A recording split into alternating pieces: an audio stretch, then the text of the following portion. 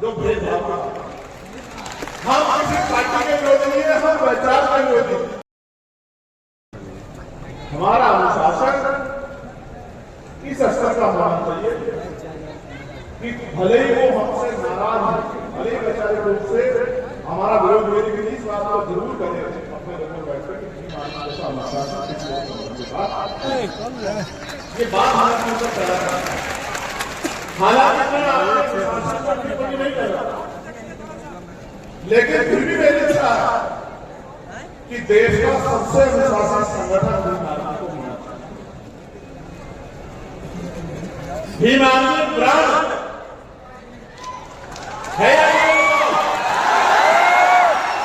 बताओ, है या नहीं? बताओ।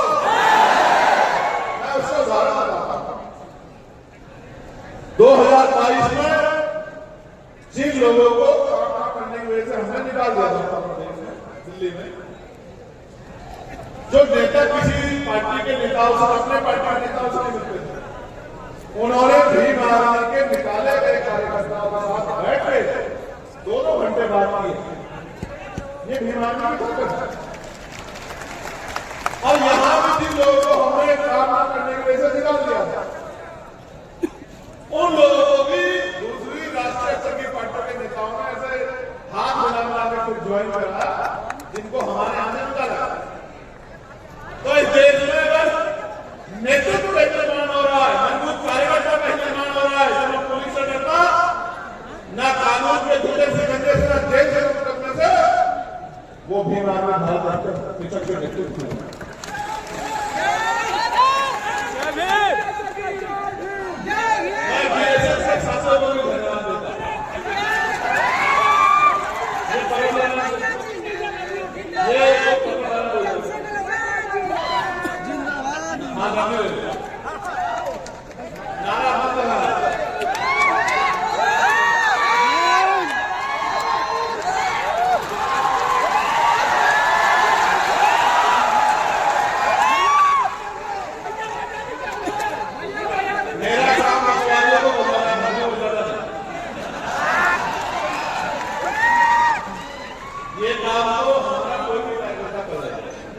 मेरा काम है। इस देश में मनवाद, अंधविश्वास, आतंकवाद, सामंतवाद, पूंजीवाद और गरीबों की बहन बेटियों की तरफ जो उनका इलाज है। प्यारे साथियों, आज आपसे 10वें साल में कुछ मांग रहा हूं, तो बताओ। तो जिस कार्यकर्ता को जो काम दे दिया है, चाहे आंधी आए, तूफान आए, बरसात आए, अपने काम को सबसे पहले पूरा करना है। ये शक्ति का निर्माण होना है। हम किसी जाति के खिलाफ नहीं है, धर्म के खिलाफ नहीं है, हम उस व्यवस्था के खिलाफ है जो ऊंच नीच की बात है, जो भेदभाव करता है। हम किसी पार्टी के विरोधी नहीं है, हम विचार के विरोधी। हमारे महापुरुषों ने विचारधारा में किए, उस विचारधारा के समर्थक है, उस विचारधारा के खिलाफ, जो संविधान के खिलाफ है, वो व्यक्ति हो, पार्टी हो, उसके खिलाफ, जो मानवता के खिलाफ है, बंधुत्व के खिलाफ है, भाईचारे के खिलाफ है, महिलाओं के अधिकार के खिलाफ है, महिलाओं के सशक्तिकरण के खिलाफ है, किसानों, कमजोरों, हर बच्चे समाज के तरक्की के खिलाफ है। सीधी बात है, बिल्कुल सीधी बात है। मैंने जो स्पष्ट कहा, आज भी बोलो, हम न किसी पार्टी के खिलाफ है, न व्यक्ति के खिलाफ है। हमारी लड़ाई विचारधारा की है, और जब तक हमें आखिरी दम सांस रहेगा हमारे शरीर में, लहू का आखिरी कतरा रहेगा, तब तक हम लोग इस विचारधारा को चलाते रहेंगे। अभी जौहर आजाद ने बहुत शानदार बात कही कि हम रहे न रहे। मैं आजाद से कह रहा हूं, हम रहे न रहे, लेकिन हम इस संगठन को जब तक हमें इतनी शक्ति देते रहेंगे कि ये संगठन सैकड़ों साल, हजारों साल इस देश की राजनीति में, इस देश की व्यवस्था में अजर रहेगा। इस बात में हम लोग विश्वास रखते हैं।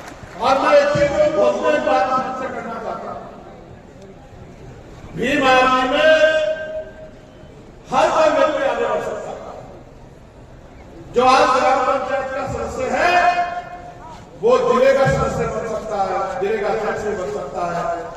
प्रदेश का अध्यक्ष बन सकता है, राष्ट्रीय अध्यक्ष बन सकता है।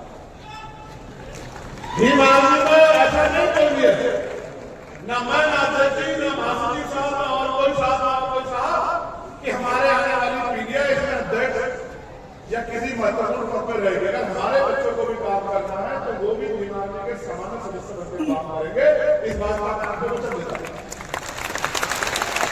ऐसा संगठन नहीं होगा कि जिसमें पीढ़ियां एक ही परिवार का लोग आगे बढ़ते रहेंगे। ऐसा कोई संगठन, ऐसा कोई कॉन्स्टिट्यूशन हमने संगठन हमने संगठन का एक ही कॉन्स्टिट्यूशन लिखा है कि यहाँ आदमी की मेहनत, उसका संघर्ष, उसका समर्पण, उसका अनुशासन, उसकी शक्ति है। और ये उदाहरण है, अनिल जी गवाह है, जितेंद्र साहब गवाह है, बहुत सारे सिविल वेलफेयर के गवाह, बहुत सारे लोग गवाह हैं कि जो अपने यहाँ विधानसभा के मेंबर रहे थे, विधानसभा के सदस्य रहे थे, विधानसभा अध्यक्ष रहे थे, जिले के अध्यक्ष रहे थे, वो अपने अपने प्रदेशों में अध्यक्ष भी रहे हैं और राष्ट्रीय कोर कमेटी के मेंबर भी हैं, राष्ट्रीय पदाधिकारी भी हैं। किसी चुनाव नहीं, ये सच है। ये भी आर्मी का कार्यकाल है, आप देख सकते हो। संघर्ष के बलबूते जब आदमी विधानसभा का अध्यक्ष था, वो आज राष्ट्रीय कमेटी का मेंबर है, राष्ट्रीय पदाधिकारी दिया भी माना। तो साथियों,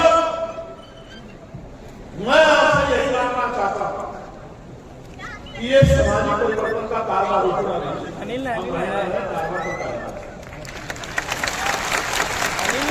कारवा आगे बढ़ना चाहिए, कारवा मजबूत होना चाहिए। और अगर सच में मुझसे प्यार करते हो तो घर से निकलो और दूसरे में बहुजन समाज में जाने की बात कर रहे सिपाही बनो, अपने टूटे हुए भाइयों को बोले, जिन महापुरुषों के नाम रख दिए उनके संघर्ष करो।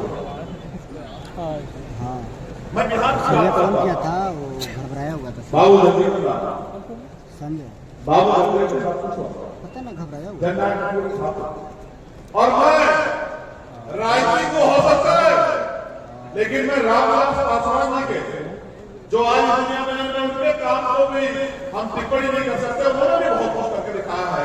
अगर मंडल कमीशन में किसी का योगदान है तो रामविलास पासवान जी को छोड़ा होगा। माननीय काशीराम साहब के साथ साथ श्रद्धेय रामविलास पासवान जी ने बहुत बड़ा संघर्ष किया है। वो अलग बात है, आज उनके बेटे उसी दल के साथ खड़े हैं जिस दल ने पिछड़ों के अधिकारों को रोकने के लिए यदि चोटी काटे हुए। वो अलग बात, ये बात ये बात राजनीति पेट से राजनीति तैयार होगा। यहाँ अमर ज्योति जैसे सिपाही अपने बीच में कर रहे हैं। नेता जनता बनाती है, नेता राजनीति के पेट से नहीं बनता। जितनी ताकत आपने दूसरों को दी, अमर ज्योति को दे देना, डंडा फंडा इतना मजबूत है।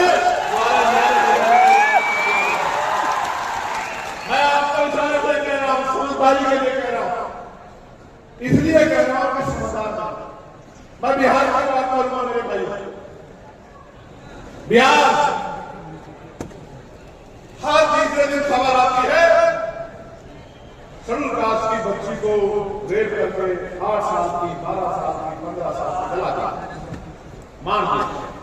मैं भी आता हूं लगातार बिहार। पहला चुनाव आजाद समाज पार्टी ने बिहार में लड़ा,